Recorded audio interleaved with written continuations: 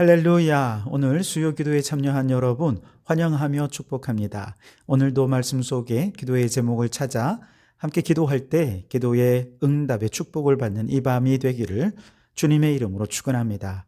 오늘은 사무엘하 15장 1절에서 15절까지의 말씀으로 선한 일에 부지런합시다 라는 제목으로 말씀을 나누고자 합니다. 지난 시간에 다윗이 압살롬을 다시 예루살렘으로 데려왔지만 가택연금 상태로 그를 가두고 만나지도 않았다라는 이야기를 함께 나누었죠. 오늘 이제 넘어오면 그렇게 4년 동안을 가택연금 상태에 있던 압살롬이 결국 다윗 왕을 반역하는 내용이 오늘 본의 내용인데요. 아마도 다윗의 인생에 있어서 가장 비참한 시기, 가장 마음이 무너지는 시기가 있었다면 사울 왕에게 쫓겨 도망다니던 유대 광야에서의 세월이라기보다는 사랑하는 아들 압살롬이 자신을 반역해서 왕의 자리에서 쫓겨나서 그렇게 눈물의 세월을 보내다가 결국 압살롬의 반역은 압살롬의 죽음으로 끝이 나지 않습니까? 이 비극으로 끝이 나는 이 사건 앞에서 다윗은 가장 크게 마음이 무너졌으리라 그렇게 생각하는데요. 바로 그 내용을 이제 오늘 살펴보도록 하겠습니다. 사실 전 세계 어느 나라든지 역사적으로 보면 아들이 아버지 왕에게 반역하는 일이 없지 않았죠. 그런데 그런 상황들을 대부분 보면 아버지 왕이 무능하다던가 아니면 왕이 너무 악하기 때문에 이런 반역을 꾀하는 경우들이 대부분이었습니다. 그런데 지금 압살롬이 아버지 다윗 왕을 반역할 때 다윗은 전혀 그렇지 않았습니다.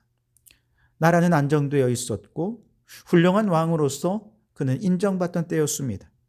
철저하게 하나님 말씀 중심으로 그 나라를 다스리고 있었죠. 자, 그럼에도 불구하고 압살롬은 반역을 일으켰고 그것이 또 성공했습니다. 좀 이상하지 않습니까? 우리는 하나님 말씀 중심으로 나라를 다스리면 모든 것이 좋고 은혜로울 것만 같죠. 모든 백성이 다 좋아할 것 같습니다. 그런데요, 제가 목회해 보니까 이건 순전히 개인적인 느낌입니다만 성도들 가운데는요, 말씀 중심으로 교회를 운영하고 목회를 할 때 다 좋아하는 것은 아니었던 것 같습니다. 많은 분들이 그런 목회자를 신뢰해주고 정말 우리 목사님은 말씀 중심이야 그렇게 따르는 사람이 있는가 하면 어떤 분들은요, 목사님이 너무 융통성이 없어, 너무 현실도 모르고 너무 고지식해, 교회 안에만 있어서 세상 물정을 몰라 답답하게 생각하는 사람도 있더라고요. 압살롬은 아버지의 정치가 너무나도 고지식하고 융통성 없고 그래서 너무 소극적이다라고 생각했던 것 같습니다. 그래서 조금만 더 융통성을 발휘해서 좀 인간적인 방법들을 동원하면 얼마든지 더 좋은 결과를 가져올 수 있을 거라 생각했던 거죠. 하지만 아버지 다윗 왕은 매사에 하나님께 묻고 하나님께 기도하고 하나님께 주신 말씀대로 그렇게 행하다 보니 일의 능률도 좀 떨어지는 것 같고 되는 일이 없는 것 같아. 그래서 압살롬은 참 답답하게 생각했던 것 같습니다. 압살롬은 만약 자신이 아버지의 자리에서 이스라엘을 다스린다면 아버지보다 훨씬 더 그 나라를 더 잘 운영할 수 있을 거라 이렇게 생각을 했던 것 같아요. 이스라엘 백성 중에서 다윗의 통치에 불만을 느끼던 사람들, 자신의 지지자로 모으고 사람들의 마음을 얻기 위해 아주 열심히 노력을 해서 결국 아버지를 반역하게 되죠. 오늘 1절에 보시면 그 후에 압살롬이 자기를 위하여 병거와 말들을 준비하고 호위병 50명을 그 앞에 세우니라 그랬습니다. 다윗과 압살롬이, 다윗은 말씀 중심이지만 압살롬은 인간 중심적이에요. 이게 어떻게 다르냐? 오늘 1절에서부터 이게 좀 달라지는데요. 압살롬과 다윗의 차이 이렇습니다. 하나님은 이스라엘 왕에게 말이나 병거를 의지하지 못하게 했죠. 왜냐? 말이나 병거를 의지하면 하나님을 의지하지 않고 눈앞에 보이는 군사들과 군대를 더 의지하기 때문에 그렇습니다. 그런데 압살롬은 그렇지 않았어요. 병거와 말들을 준비하고 호위병 50명을 앞세웠습니다. 말이나 병거를 사용하면 전쟁하는데 훨씬 더 유리한데 이 좋은 것을 왜 포기하겠느냐는 것이죠. 하나님 말씀보다 실용적인 것, 인간적인 것을 더 추구했다는 얘기입니다. 게다가 하나님은 이스라엘 왕은 너무 많은 경호원을 두지 말도록 했어요. 왜냐하면 이스라엘의 왕은 어디까지나 하나님의 대리자에 불과한데 과도한 경호로 자신의 권세를 과시하거나 자신을 드러내려고 하는 것은 하나님처럼 되려는 교만된 마음이기 때문이죠. 그래서 다윗은 할 수 있는 대로 자신을 낮추었습니다. 이스라엘 일반 백성들과 비슷하게 하려고 애를 썼죠. 그러나 압살롬은요, 그런 아버지의 모습이 왕의 채통, 왕의 권위를 깎아내리는 것이라고 생각했어요. 어쩌면 그래서 지난주 이 시간에 살펴본 것처럼 압살롬은 더 내면적인 것보다 외면적인 것을 가꾸기 위해 힘쓰지 않았습니까? 그 머리카락을 그렇게 무겁게 한 것은 왕의 권위를 세우고자 함이지요. 그가 외적으로 아름답게 하고자 했던 것은 사람들로 하여금 지금 당장 왕이 되어도 손색이 없겠다라고 칭찬을 받기 위함이었던 것을 우리가 살펴보았습니다. 실제로 이스라엘 백성들은 그러한 압살롬을 칭찬했어요. 너무 성경적인 다윗보다 이렇게 융통성이 있고 인간적인 압살롬을 사람들은 더 좋아했던 거죠. 압살롬의 비신앙적이고 인간적인 태도는 재판의 과정에도 드러납니다. 2절과 3절에 보시면 압살롬이 일찍이 일어나 성문 길 곁에 서서 어떤 사람이든지 송사가 있어 왕에게 재판을 청하러 올 때에 그 사람을 불러 이르되 너는 어느 성읍 사람이냐 하니 그 사람의 대답이 종은 이스라엘 아무 지파에 속하였나이다 하면 압살롬이 그에게 이르기를 보라 내 일이 옳고 바르다마는 내 송사를 들을 사람을 왕께서 세우지 아니하셨다 하고 그렇게 말합니다. 자, 재판에 있어서 하나님의 말씀대로 행하는 것에 대해 사람들은 너무 고지식하다, 융통성이 없다는 생각을 갖고 있었어요. 다윗이 압살롬을 예루살렘으로 불러놓고 같은 연금을 하고 찾아가지 않은 이유가 있죠. 그게 곧 법이었기 때문에 그렇습니다. 다윗은 법의 집행에 있어서 고지식할 정도로 사적인 감정을 배제하고 철저히 말씀대로, 철저히 하나님의 법대로 행했어요. 그러다 보니 인간적인 정이 없죠. 인간적이지 못합니다.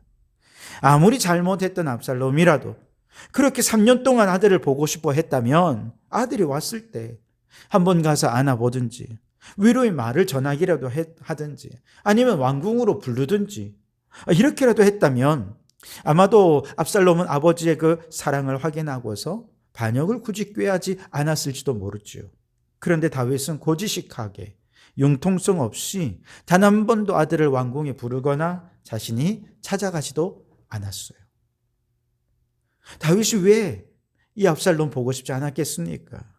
그러나 하나님의 말씀의 권위가 세워지려면 인간적이고 개인적인 정을 말씀 속에 개입해서는 안 된다. 하나님의 법을 집행하는 일에 인간적인 감정을 개입해서는 안 된다 생각을 했고 다윗은 그렇게 지금까지 하나님의 말씀의 원칙에 철저하게 나라를 다스리면서 모든 백성을 유익하게 하고 하나님의 선하심을 아주 선명하게 드러내왔죠. 문제는 그러다 보니 백성들 중에는 지금 당장 내 것이 손해나는 것이 싫은 사람들이 있습니다. 분명히 말씀의 원칙은 맞지만 그러다 보니 내가 손해나는 경우들 있잖아요. 그것 때문에 불만을 가진 사람들이 있습니다. 사람들은 지금 당장 내 아픔을 위로해 주기를 원하는데 왕은 말씀의 원칙만 지키기 원하니 고지식한 판결이 마음에 안 드는 사람들이 분명히 있었던 것이죠. 압살롬은 이러한 사람들의 본성을 간파했습니다. 그래서 조금 더 그들의 형편을 이해해 주고 인간적인 방법과 편법을 동원해서라도 그들을 도와주려 했습니다. 문제를 자신이 책임지고 해결해 주겠노라 공언했습니다. 공약했습니다. 하나님의 뜻이 이루어지는 것보다 사람들이 원하는 것이 이루어질 수 있도록 내가 다 책임지겠노라 사람들 앞에 이야기했죠. 그러면서 사람들의 마음을 모아왔습니다. 사람들이 압살롬을 좋아하지 않을 수 없었던 거죠. 자, 게다가 압살롬은 사람들을 대할 때 아주 파격적인 자세로 대했어요. 보통 귀족이나 관리들은요, 늘 자기 문제 때문에 남의 문제에 그렇게 크게 관심을 갖지 않습니다. 인사할 때도 심각한 표정으로 하고 잘 인사도 안 해요. 그런데 압살롬은요, 어떤 사람이 와서 자기에게 막 절을 하려 하면 절하지 말라고 그 손을 붙잡고 일으켜서 오히려 그 손을 붙잡고 그에게 입을 맞춰주는 정말 따뜻한 모습을 보여주었어요. 5절과 6절에 보시면 사람이 가까이 와서 그에게 절하려 하면 압살롬이 손을 펴서 그 사람을 붙들고 그에게 입을 맞추니 이스라엘 무리 중에 왕께 재판을 정하러 오는 자마다 압살롬의 행함이 이와 같아서 이스라엘 사람의 마음을 압살롬이 훔치니라 그랬습니다. 여러분, 이처럼 인간적이고 너무나 친근하게 사람들을 가까이 대하고 그들을 입맞추며 그렇게 사람들을 정을 나누니 사람들의 마음이 점점 압살롬에게로 기울어지게 된 것이죠. 그런데 이 모든 일들은 압살롬이 아주 철저하게 계획한 것이었고 4년 동안 그렇게 계획한 일을 수행해서 사람들의 마음을 다 빼앗아 결국 반역을 행하게 된 것이죠. 여러분, 저는 이러한 압살롬의 모습에서 두 가지를 보게 되는데요. 우선 첫째, 저는 선거철만 되면 백성들을 위해 자기 몸을 바쳐 헌신할 것처럼 모든 민원들을 다 들어줄 것처럼 말하고 행동하는 정치가들의 모습이 이 압살롬에서 좀 겹쳐졌어요.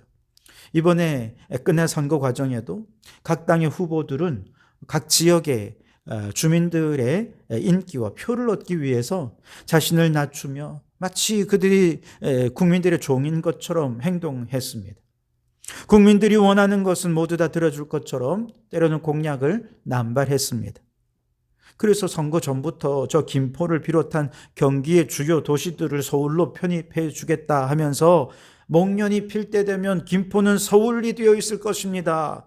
그렇게 공약을 했다가 약속을 못 지켜서 비판을 받은 사람이 있죠. 어떤 지역의 후보는 지하철을 지하화한다고 공약을 했는데 비용이 무려 80조 원이 든다는 거예요. 이 공약은 지자체장 수준에서 혹은 국회의원 수준에서 어떻게 해결할 수 있는 공약이 아닌데 일단 저지르고 보자는 식으로 막 던지더라는 것이죠. 압살롬도 백성들의 짐을 경감해주고 사람들이 듣기 좋은 말과 인간적인 태도로 환심을 사면서 그들의 모든 문제 내가 책임지고 해결해 주겠노라 그러면서 막 공약을 남발했죠. 그 결과 사람들의 마음이 그에게 돌아왔고 그래서 사람들의 마음을 얻은 그 결과는 무엇입니까? 내전을 일으켰습니다. 반역을 일으켰습니다. 나라가 아주 혼란에 빠져버리고 만 것이죠. 반면에 다윗처럼 말씀대로 살아가는 것은 앞서 말씀드린 대로 좀 고지식할 겁니다. 융통성이 없어 보이기도 합니다. 그래서 사람들로부터 불평, 불만의 소리를 듣기도 하겠죠. 그러나 분명한 것은 말씀대로 끝까지 원칙을 지키며 행하면 언젠가 세월이 지나 하나님의 뜻이 아주 선명하게 드러날 때가 올 것입니다. 그때가 되면 사람들은 왜 다윗이 그때 그 말씀의 원칙에 집착했는지 이제야 이해할 수 있겠다. 하나님 영광을 받아주십시오. 그렇게 될 것입니다. 사실인지 모르겠지만 예전에 창원에 처음 도로를 놓을 때 차들이 거의 없었지 않습니까? 그때 시장님이 창원대로를 오늘날의 8차선으로 만들어서 그때 사람들에게 아주 욕을 많이 먹었다고 하지요. 그러나 지금 세월이 지나고 보니 8차선도 비좁아서 막힐 때가 얼마나 많이 있습니까? 지금에 와서 저는 그분이 누군지 잘 모르지만 자신의 원칙과 고집을 잘 지켰기에 이만큼이라도 좋은 교통 환경 속에 창원이 살 수 있게 된 것이죠. 말씀대로 사는 것도 역시 마찬가지입니다. 우리가 세상 속에서 말씀대로 사는 것은 그리 인기가 있는 일은 아닙니다. 때로 사람들이 불평하고 때로는 융통성이 없다고 비난을 들을 수도 있습니다. 그러나 하나님의 말씀의 원칙을 지키는 일에는 우리가 좀 고집스러울 필요가 있습니다. 왜냐? 말씀의 원칙을 붙잡고 있으면 반드시 하나님의 선하신 뜻이 선명하게 나타나는 그때에 사람들로부터 그때 말씀대로 행을 참 잘했다 칭찬 듣는 날이 올 것이기 때문에 그렇습니다. 그 모든 것을 통해 사람이 칭찬받는 것이 아니라 하나님의 영광이 나타나게 될 것이기 때문에 그렇습니다. 여러분, 하나님 말씀의 원칙을 지키는 것은 쉬운 일이 아닙니다. 그러나 말씀을 고집스럽게 붙잡고 말씀의 원칙대로 살아가면 하나님의 영광이 나타나고 반드시 하나님의 뜻이 드러나는 그날 칭찬받고 복을 받는 역사가 나타나게 될 줄 믿습니다. 그러니 다윗처럼 말씀의 원칙을 따라 살아가는 성도들이 되시기를 주님의 이름으로 축원합니다. 두 번째 주목할 것은 압살롬은요, 악을 행하는데 아주 주도면밀하고 부지런하다는 사실입니다. 그가 암논을 죽이고 복수할 때 2년 동안 아주 치밀하게 계획을 해서 결국 복수를 성공했죠. 누구도 몰랐습니다. 그의 계획은 완벽했습니다. 그리고 또한 이번에 다윗에 대해 반역을 행할 때도 훨씬 더 치밀하고 주도면밀하고 정말 부지런하게 반역을 준비했죠. 결국 사람들의 마음을 사서 그 부지런함으로 그는 결국 반역에 성공하게 됩니다. 앞서 2절에 읽어보았던 것처럼 2절에 보면 압살롬은요, 왕에게 재판을 정하러 오는 사람들을 중간에 가로채서 그 청을 대신 들어주기 위해서 그가 행한 일은 매일 아침 일찍이 일어났다 그랬어요. 일찍이 일어나, 누구보다 먼저 일어나서 일찍 일어나 성문 길 곁에서 사람들을 만났다는 것입니다. 누구보다도 부지런하게 그들의 이야기를 들어주고 그들의 문제를 해결해 주기 위해 이리 뛰고 저리 뛰고 얼마나 많은 노력을 했겠습니까? 그의 열심과 그의 부지런함이 반역의 성공의 기초가 되었다는 것이죠. 게다가 의도적으로 사람들을 친절하게 대하면서 그렇게 마음을 얻기 위해 얼마나 부지런을 내었는지 모릅니다. 여러분, 그래서 악한 자가 악을 행하기 위해 정말 부지런하게 노력한다는 것을 우리는 알아야 돼요. 지난번 전도 부흥의 강사 목사님이 말씀하신 것처럼 저 이단들이 사람들의 수용성을 높이기 위해 얼마나 부지런을 내는지 거기에 정말 열심을 내는 데가 신천지라고 이야기하지 않았습니까? 신천지가 섭외 대상을 찾기 위해 정말 노력을 많이 하고요. 복음에 대한 수용성을 높이기 위해 그가 어떤 문제로 힘들어하는지, 어떤 어려움을 겪고 있는지 정말 열심히 조사하고 연구하고 돕고 그들을 섬깁니다. 그렇게 사전 작업을 다 한 후에 그를 만나니 이미 마음의 문이 활짝 열려있어 수용성이 높아지는 것이죠. 그때 사람들을 복음방으로 초청하거나 혹은 또 다른 방식으로 이끄니 사람들이 신천지 넘어가게 된다는 것이죠. 마귀는 한 영혼을 지옥으로 이끌기 위해 얼마나 부지런을 내는지 모릅니다. 악한 사람들이 사람들의 마음을 움직여서 악한 길로 인도하기 위해 이렇게 치밀하고 주도면밀하고 부지런하게 행하는 거예요. 그러니 사람들이 악한 계획임을 알면서도 때로는 잘 모르다가 뒤늦게 알면서도 그 길을 계속 따라가게 되는 것이죠. 여러분, 이게 왜 중요합니까? 악한 자가 악을 행하기 위해 이렇게 부지런하고 철저하게 행동한다면 우리가 선을 행하는 일은 이보다 더 치밀하고 주도면밀하고 부지런해야 하지 않겠습니까? 그런데 안타깝게도 기존 교회 성도들은요, 이단만큼이나 전도에 치밀하지 못합니다. 전도 대상자를 정해놓고 그분들을 위해 기도는 하지만 이런저런 이유로 부지런히 섬기지를 못합니다. 그들을 초대하는데도 머뭇거림이 너무 많습니다. 이단들은 봉사활동에도 얼마나 열심인지 몰라요? 이들은 작은 봉사를 크게 홍보해서 마치 대단한 일을 하는 것처럼 포장하고 홍보하는 일에도 열심을 냅니다. 그런데 기존 교회는요, 봉사활동 열심히 하면서도 오른손이 하는 일 왼손이 모르게 해야 된다. 그러면서 그들의 행한 일들이 세상 속에 선한 영향력을 끼칠 수 있는 여러 가지 방법들이 있는데 그 방법들을 사용하지 않고 차단을 해버리고 열심을 내지 않습니다. 그래서 봉사는 열심히 해놓고 티가 안 나는 경우가 훨씬 더 많아요.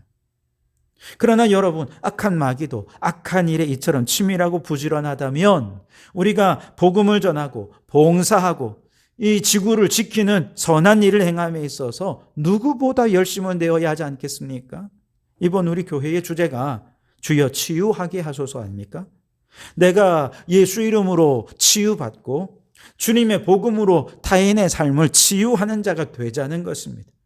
그래서 전도도 그저 무작정 하는 것이 아니라 우리 전도 대상자들의 상황과 형편을 먼저 살펴서 어렵고 힘든 문제로 고민하고 아파하고 있다면 그를 위해 눈물로 기도해주고 사랑으로 섬기고 그들을 위해 최선을 다하게 부지런히 섬겨야죠. 그렇게 부지런한 전도자에게 하나님께서 그 영혼을 붙여주시고 그 삶의 괴로운 어려운 문제들을 주님께서 치유하시고 회복해 주셔서 그 영혼을 주님께로 이끌어 오는 일까지도 하나님께서 그 놀라운 축복을 더해 주실 줄 믿습니다. 더 나아가 환경을 지키고 지구의 아픔을 치유하는 사역을 행하는 일에도 우리는 열심을 내어야 합니다. 여러분, 우리 성도교회에 하나님께서 이렇게 부지런하라고 열심을 내라고 주님의 선한 일에 헌신하라고 태신자를 작정하게 하셨습니다. 영혼 구원하는 일에 열심을 내십시오. 뿐만 아니라 이 지구를 구하기 위하여서 우리 성도교회에 이렇게 탄소중립위원회를 통해서 이 일에 헌신하게 하셨습니다. 여러분, 우리가 최선을 다하고 부지런하기를 바랍니다. 지금까지는 주의 선한 일을 하면서도 옳은 것을 알면서도 머뭇거리고 내 일이 먼저가 되고 그래서 주님의 일에 헌신하지 못했다면 여러분, 압살롬이 보복하고 반역하는 악한 일을 하는데 이렇게 부지런함을 내었다고 이렇게 치밀하고 계획적으로 준비해서 행했다면 선한 일을 행하는 우리는 더더욱 치밀하고 더더욱 계획적이고 더더욱 부지런해야 하지 않겠습니까? 바라기는 우리 성도들이 우리에게 맡겨주신 영혼 구원, 피조물 구원의 사명에 더 부지런하고 더 주도 면밀하게 계획해서 이 사역을 잘 감당하는 성도들이 되시기를 주님의 이름으로 축원합니다. 기도하겠습니다. 주님, 말씀 붙잡고 말씀대로 순종하며 사는 것은 세상 사람들에게 인기도 없고 때로는 고지식하다는 불평, 원망 들을 수 있을 겁니다. 그럼에도 말씀의 원칙대로 살아갈 때 하나님의 선하신 뜻이 드러나는 그날 모든 사람이 오직 하나님께 영광을 돌려드릴 줄 믿습니다. 주여, 오직 주의 말씀의 원칙을 붙잡고 살게 해 주옵소서. 주님, 악한 마귀는 악한 일에 얼마나 열심을 내고 치밀하게 행하는지 모릅니다. 바라기는 우리도 선한 일을 하면서 더 부지런하고 더 주도 면밀하게 행하여서 선한 열매 가득 맺게 해 주시옵소서. 예수님 이름으로 기도드립니다. 아멘.